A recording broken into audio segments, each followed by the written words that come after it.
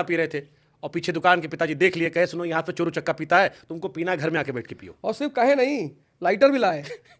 अरे महाराज हमारे यहाँ चप्पल निकाल मारते, बेल्ट से मारते पिताजी। इसीलिए तो आज उनका बेटा हिंदुस्तान में चर्चा का विषय है।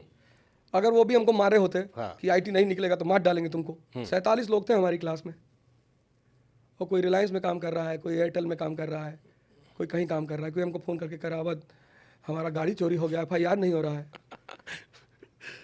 तो पिता ने रिस्क लिया ना। नहीं, रिस्क लेना अलग ही, लाइटर कैसे ला के दे दियो? नहीं, उनका मानना ये था कि जब तुम कर ही रहे हो, एक्सपेरिमेंट कर डालो। तो हमसे एक सवाल वो और भी पूछे कि सिगरेट पीते काहे हो? तो हमने कहा यार, बस कहा यार ये बहुत गलत काम कर रहे हो, जो काम करो उसके पीछे डिफेंस दो और अच्छा वाला दो। जैसे तुम कहो कि मैं साइंटिस्ट हूँ, इसमें लिखा है सिगरेट पीने से कैंसर होता है, तो मैं प्रयोग कर रहा हूँ कि हो रहा है कि नहीं हो रहा है। तो प्रजा तो जनता को लगे कि यार बड़ा एडवेंचरस आदमी है, तो यार रिसर्च कर रहा है लड़का, हम तो इसे नशेड़ी समझ रहे थे। तो ये सब बातें उनके अंदर जो थी, मतलब ये कॉन्सेप्ट वहीं सारे आए। हाँ एग्जैक्ट। तो क्या क्या ट्राई किया आप फिर? नहीं, हमने कुछ ज़्यादा ट्राई नहीं किया। उन्होंने मैं बहुत कुछ रामचरितमानस, जितना कैमरा पे बोल सकते उतना बता दो, बाकी बात नहीं वो तो पता है, मेरी बहुत सारी वीडियोस में कुछ मैंने छोड़ा थोड़ी। बस फिर यहाँ का शर्मा रहे हैं, संकोच कर रहे हैं। संकोच बिल्कुल नहीं कर रहे। दरअसल हम चाह रहे हैं कि कुछ अच्छे और सवाल हो जाए। पियेंगे? नहीं, बिल्कुल नहीं पियेंगे। हमारे लिए एक बढ़िया मूवमेंट हो जाएगा ना, वो आजकल नेता के इंटरव्यू में पानी वानी पिला दो तो बड़ा वायरल होता है कि देखिए पानी पी रहे हैं। कुछ मिला तो नहीं है? नहीं, हमारे पड़ोसी भाई, हमारे शहर के आप हैं। पानी पिला के दूसरे मूड में आके पता लगा नार्को टेस्ट ऐसा ही होता है। हाँ, तो क्या क्या ट्राई किए हैं जीवन में? नहीं, ट्राई करने के लिए तो कुछ बचा होता तो बताते। ये भी तो एक बात है, क्या क्या गिनाए। ठीक है, अब कुछ लौंडे हमको सवाल भेजे थे, क्योंकि आपके फैन फॉलोइंग लड़का लोगों में बहुत ज्यादा है, तो कुछ सवाल उनका भी लेना जरूरी होता है। तो कुछ सवाल है, कुछ फनी है, कुछ लॉजिकल है, कुछ इलॉजिकल है, कुछ भी सवाल सब जैसा हो। एक से एक सवाल था कि जेब में जब पैसा घर वाले दें तो अवध सर से पूछेगा कट्टा खरीदे या कलम? कलम खरीदेंगे तो सरकारी कट्टा मिलेगा। अगर पैसा जेब में है और कलम खरीद लिए तो सरकारी कट्टा मिलेगा।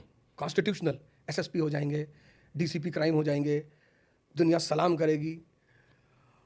और अगर कट्टा खरीद लिए तब फिर पूरे जिंदगी भर किसी कलम की गुलामी करनी पड़ेगी, यानी वकील की। तो खरीदना बुरा नहीं है। अच्छा सवाल था, मुझे लगता है कोई बड़ा अन्वेषी टाइप का लड़का है, उसके जीवन में मेरे जैसे पिता नहीं रहे होंगे। तो अच्छा सवाल किया। तो मैं उससे कहूँगा बेटा कलम खरीदना, और कलम खरीद के जब तुम कलम खरीद लोगे तो कोशिश करो कि भारत सरकार तुमको ऑफिशियल कट्टा दे और फिर सिंघम बन जाओ तुम। लेकिन राजा बनने के लिए कट्टा जरूरी होता है। चला, मानी सी बात है, भगवान कृष्ण चक्र लेके घूम रहे हैं, हम तो उन्हीं को अपना आदर्श मानते हैं। हमेशा उनके हाथ में बांसुरी है, लेकिन जहां शिशुपाल सामने पड़ेगा, भाई द्रौपदी का चिरहरण हुआ लेकिन रुक्मणी का कोई कर दे, तो अपने आप को ताकतवर बनाने में बुराई क्या है? भाई नेहरू जी कहते रहे हिंदी चीनी भाई भाई, हिंदी चीनी भाई भाई, मार दिया 2-3 थप्पड़ खींच के। अब अगर हिंदी चीनी भाई भाई के साथ वो प्रिकॉशन लिए रहते कि हम तैयार है बेटा, भाई तो हो लेकिन हम तैयार हैं, तो वो थप्पड़ नहीं मार पाता। तो शक्ति रखने में बुराई क्या है? ठीक बात। पढ़ने लिखने से कुछ नहीं होता, 90% का 4 डालोगे। अब गुरुजी कहे लोग शिक्षक है, आप पढ़ाते हो, फिर कहते हो पढ़ने लिखने से काम मिलेगा ससुर तुमको। फिर आप एग्जाम्पल भी दे रहे हो कि देखो हमारा दोस्त कह रहा है भैया FIR करवा दो। पुलकित, अतुल सुभाष और ऐसे न जाने कितने लोग अभी सुसाइड करते हुए दिखाई पड़ रहे हैं। युवा जो जिंदगी की चुनौतियों को झेल नहीं पा रहे, ये लोग भी तो पढ़े लिखे थे? नहीं पढ़े लिखे थे? पढ़े लिखे थे। इसमें से कोई मजदूर था? ना। इसमें से कोई गरीब था? नहीं था। तो मैं लोगों से कहता हूं, पूरा मेरी आदत, लोगों की आदत क्या है, मेरी एक लाइन को काटते हैं। मैं कहता हूं रैंचो बनो, कि जब भी चुनौती तुम्हारे सामने आए कि तुम्हारा पेपर हम नहीं जमा करेगा, कहता सर हम हॉस्पिटल से आ रहे हैं सर, हाँ तो भी नहीं करेगा। तब वो कहता सर आप जानते हैं हम कौन है? कहता तुम्हारा पिता, तुम प्राइम मिनिस्टर का बेटा होगा तो भी नहीं करेगा। कहता सर आप जानते हैं हमारा नाम रोल नंबर क्या? नहीं जानते, मिक्स कर दिया। तो तुम्हारी पढ़ाई अगर तुमसे चुनौती नहीं हैंडल करवा पा रही है, तुम अगर किसी पॉडकास्ट के शो में ये पूछ रहे हो कि महीने में कितनी बार हस्तमैथुन करना चाहिए, तो तुम खत्म हो। तुम ये क्यों नहीं पूछते कि दंड बैठक लगाना चाहिए कि नहीं, सूर्य नमस्कार करना चाहिए कि नहीं करना चाहिए? और ये हमारे देश में जो शक्ति का सिद्धांत है, बजरंग बली का सिद्धांत है कि पहाड़ उठा लिए, तुम मरे हुए आदमी साइकिल भी ना उठा पाओ। मिर्जापुर या गैंग्स ऑफ वासेपुर? मिर्जापुर एक बड़ी प्यारी कहानी है, बहुत प्यारी। उसमें कहानी में जो किरदार है उसको मैं कहता हूँ स्टडी लर्निंग बाय सीइंग। मैं इस कॉन्सेप्ट पे बहुत जोर देता हूँ। उस सीरीज को कोई देखेगा तो अगर किसी को राइज करना है जीवन में, तो उसको त्रिपाठी अखंडानंद से बहुत कुछ सीखना चाहिए। धैर्य सीखना चाहिए, डिसीजन सीखना चाहिए, बिहेवियर सीखना चाहिए, ह्यूमन जजमेंट। मतलब किसी व्यक्ति को पकड़ना, जैसे गुड्डू मुन्ना, जब मुन्ना बबलू से वो पहली बार मिलता है आदमी, तो सॉरी बबलू और गुड्डू, हाँ, जब पहली बार मिलता है तुरंत तो डिसाइड कर लेता है कि ये तो गैंग के लिए बने हैं लड़के। तो पूछता क्या करते हो, तो बोले हम तो पहलवानी कर रहे हैं, बैंक की तैयारी कर रहे हैं। तो वो कहता है कि यार हमारे साथ काम करो। ये सब जो चीज़ें उस आदमी के अंदर है, अपने लॉस को अपने फायदे में बदल लेना, कि उसकी आर्म्स की फैक्ट्री उड़ जा रही हो, सीएम को फोन मिला था कि मेरा तो नुकसान हुआ, तुम अपना फायदा कर लो। तो ये जो पर्सनैलिटी है ना, ये आदमी को देखनी चाहिए। मुन्ना जैसे जिस तरह की किरदार मुन्ना का है, जाहिलियत वाला किरदार, शुद्ध जाहिल वाला किरदार, मतलब उसको कहते हैं ना 24% बहुत लौंडे पसंद करते हैं मुन्ना भैया कि एकदम मुन्ना भैया आइकन है। ना भैया आइकन कहाँ हो सकते हैं जिनके पास ललित जैसे दोस्त हों। आपके दोस्त आपकी पहचान होते हैं, ललित जैसा दोस्त मरवा दिए।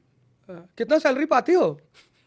अरे जाहिल, हमारे साथ में आओ मिर्जापुर में, हम सैलरी बढ़वा देंगे। तुम सीएम हाउस में उसकी स्टेनो के साथ बदतमीजी कर रहे हो।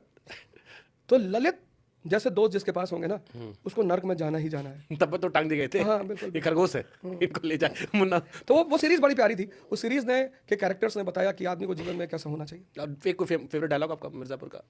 गद्दी पे हम रहे या मुन्ना नियम से हम रहेंगे, ये सबसे फेवरेट डायलॉग है। गद्दी पे कोई गुंडक बैठा हो या बाहर का, सवाल सेम रहेंगे।